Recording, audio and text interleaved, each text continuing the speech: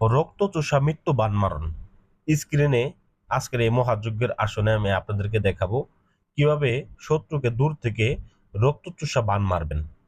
শত্রু আপনাকে দূর থেকে জ্বালাতন করতেছে বা কাছ থেকে জ্বালাতন করতেছে, শত্রু জ্বালায় অতিষ্ঠ হয়ে গেছেন, শত্রু জ্বালায় টিকতে পারতেছেন না। দেখেন, ভুগ ঠুক নিয়ে আসন নিয়ে নকশা নিয়ে মন্ত্র নিয়ে এই নকশাটা স্ক্রিনশট দিয়ে রাখেন। এই নকশাটা দিয়ে আপনারা দূর থেকে শত্রুকে নিধন করতে পারবেন, বান মারতে পারবেন। শত্রুকে বান মারার জন্য যারা দাঁড়া দাঁড়া ঘুরতেছেন, কাজ করতে পারতেছেন না, সেই সকল ভাইদের জন্য, সেই সকল বন্ধুদের জন্য আজকে সুখবর। আজকের এই বিদ্যাটা আমি আপনাদেরকে দিতেছি। মনে যদি আপনার বিশ্বাস থাকে, মনে যদি একিন থাকে, ইমান থাকে, এই বিদ্যাটার প্রতি আপনি বিশ্বাস রাখেন, এই বিদ্যাটার প্রতি একিন রাখেন, একিন রেখে কাজটাকে করেন, নিজের হাত দিয়ে কাজটাকে করেন, 100% শত্রু নিধন হবে। কোনো তান্ত্রিকের দ্বারা দ্বারা যাইতে হবে না। বান মারার জন্য হয়তো বা আপনি লক্ষাধিক টাকা খরচ করে ফেলতেছেন, ঘুরে ঘুরে দেখতেছেন, কিন্তু কাজ করতে পারতেছেন না। তো তাদের উদ্দেশ্যে আমি বলতেছি, এগুলা কাজ অত বেশি খরচ করতে হবে না। আপনি নিজের কাজ নিজে সমাধান করতে পারবেন, দূর থেকে করতে পারবেন। দেশে থাকেন, বিদেশে থাকেন, কি কি দিয়ে করবেন, কোন সময় করবেন, কোন সময় প্রয়োগ করবেন, এ টু জেড সবকিছু নিয়ম আমি এখানে বলে দিতেছি। আপনারা অধৈর্য হবেন না।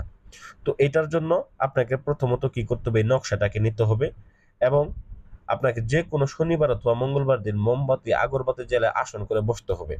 তো আমি কিন্তু প্রথমে বলছি, এই কাজের মূল জিনিসই হচ্ছে বিশ্বাস। এটা কিন্তু কুপুরি, এটা কিন্তু কেউ ফাজলেমি করে কেউ এই কাজটা করতে যাবেন না। কোনো অসাধু বা কোনো খারাপ কোনো লোকে কোনো ভালো মানুষকে ক্ষতি করার জন্য, অযথা ক্ষতি করার জন্য এই বিদ্যাটা প্রয়োগ করবেন না, কারণ এতে আপনার নিজেরই ক্ষতি হবে যদি আপনার দেখা গেছে বিনা কারণে কাউকে ক্ষতি করতে চান। কারণ এটা এমনই বিদ্যা, বিন্দু মাত্র যদি ভুল করেন, সাবধানের সাথে বলতেছি, শরীর বন্ধ করে নিয়ে শনিবার মঙ্গলবার দিন আসন করে বসে তারপরে কাজটাকে করবেন। এই কাজটা করার প্রধান যে উপকরণ, প্রথম যে উপকরণ, সেটাই হচ্ছে আপনার এই পেঁচার রক্ত। বিশেষ করে আপনাকে পেঁচার রক্ত সংগ্রহ করতে হবে। একটা পেঁচা সংগ্রহ করে নিয়ে এই পেঁচাটাকে জবাই করে এই পেঁচার ভিতর থেকে আপনার রক্ত নির্গত করে নিয়ে এই রক্ত দ্বারা এই নকশাটাকে অঙ্কন করতে হবে। তো অঙ্কন করতে হবে একদম নতুন কাফনের কাপড় না, পুরাতন কাফনের কাপড়ের উপরে, যেটা কবর থেকে আমরা সংগ্রহ করে অবশ্য কাজ করি। আপনারা যদি বলতে দেখা গেছে এটা সংগ্রহ করতে ভয় পান, তাহলে কাউকে দিয়ে হয়তো সংগ্রহ করে নিতে হবে। কারণ এই শত্রুকে নিধন করতে হলে এই এই জিনিসটা আপনাকে অবশ্যই দরকার। আর যদি মতো দেখা গেছে এটা একেবারে না পান, সেক্ষেত্রে রেশম কাপড়, সাদা রেশম কাপড় উপরে এটাকে অঙ্কন করবেন। অঙ্কন করে শত্রুর নাম লিখবেন, শত্রুর বাবার নাম লিখবেন এবং ওই পেঁচা দুইটা নকশা অঙ্কন করবেন। দুইটা নকশা অঙ্কন করে ওই একটা ওই পেঁচার মধ্যে ঢুকাই দিবেন, আর একটা আপনি নকশাটা রাইখে দিবেন, আপনার কাছে একটা তাবিজের মধ্যে ভরে রাইখে দিবেন। রেখে দেওয়ার পরে দেখেন এরকম ভাবে আপনারা ফলমূল দিয়ে সুন্দর করে এক বাটি আর ওয়ান টাইম প্লেট নেবেন, নিয়ে সাজাবেন। সাজায় ওই পেঁচা, গলা কাটা পেঁচাটা সহ, রক্তাক্ত পেঁচাটা সহ আপনারা কি করবেন, শ্মশান ঘাটিতে, হ্যাঁ, মহাকালী শ্মশান ঘাটিতে অথবা কালী মন্দিরের সামনে গিয়ে এটাকে আপনারা ভোগ দিয়ে চলে আসবেন। এটা গেল প্রথম পর্ব। তবে দ্বিতীয় যে পর্ব, সেটা হচ্ছে এটাকে দুইটা পর্বে কাজটা করতে হবে, একদিনেই করতে হবে এবং শনিবার মঙ্গলবারের দিনেই করতে হবে। কারণ এটা আমাবস্যার রাত্রিতে আমি এটাকে সিদ্ধ করে আপনাদেরকে দিলাম। আপনারা দেখা গেছে আপনাদের কোনো সিদ্ধ করতে হবে না, শুধুমাত্র প্রয়োগ করবেন আর ফলাফল নেবেন, ব্যাস, এতটুকুই। তো বিশেষ করে এই নকশাটাকে পরবর্তীকালে আবার আপনাকে অঙ্কন করতে হবে এবং যে শ্মশান ঘাটিতে আপনি যাবেন বা কালী মন্দিরের সামনে যাবেন, ওই কালী মন্দির থেকে আপনি আবার 1 মুঠ মাটি বা 2 মুঠ মাটি নিয়ে এসে একটা পুতুল বানাবেন। ওই পুতুলের মধ্যেও আপনি কি করবেন, এই নকশাটাকে ঢুকাই দিবেন। ঢুকাই দেওয়ার পরে আপনি শ্মশান ঘাটিতে যাবেন।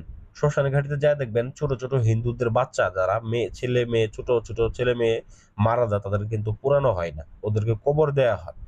এই কবরের উপরে ওই পুতুলটা, যেটা আপনি তাবিজ ভরছিলেন পুতুলের মধ্যে, ওই পুতুলটা আপনারা দাফন করে দিয়ে সোজা চলে আসবেন। চলে এসে 24 ঘন্টা অপেক্ষা করবেন।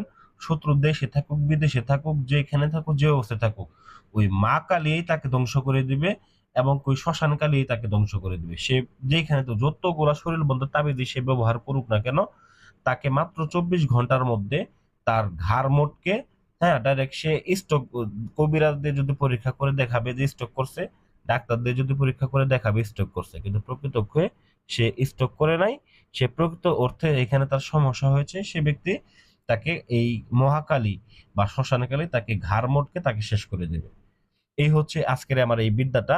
এইভাবে যদি প্রয়োগ করতে পারেন, নিঃসন্দেহে আপনি আপনার শত্রুকে নিধন করতে পারবেন।